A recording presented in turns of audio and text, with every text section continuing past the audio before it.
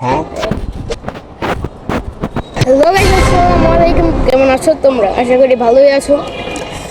তো আজকে থেকে আমি আমার ইউটিউব লাইফের মধ্যে সিরিয়াস হতে যাচ্ছি। নিলাম এই রিসেন্টলি একটা ভিডিও আসছে মিস্টার বিস্টের, যেখানে নাকি ও 10 years old নিয়ে একটা টাইটেল দিয়ে একটা ভিডিও ছাড়ছে।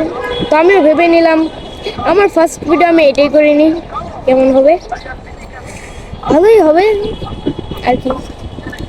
হয়তো বা 10 বছর পরে আমি কেমন থাকবো আমি নিজেও জানি না,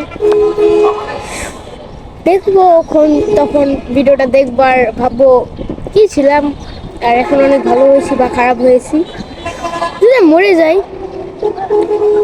তাহলে খুব খারাপই হবে।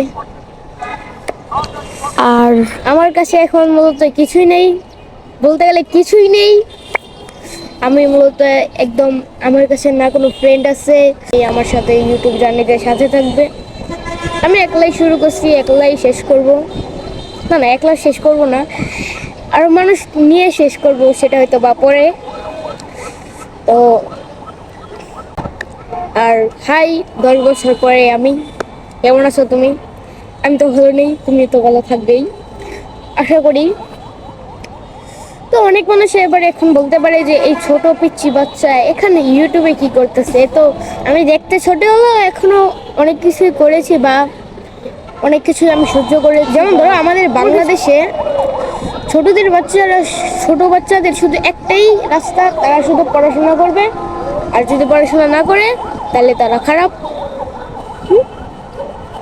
এটা তুমি শুনেই থাকবে, কারণ এটা বাংলাদেশ। তো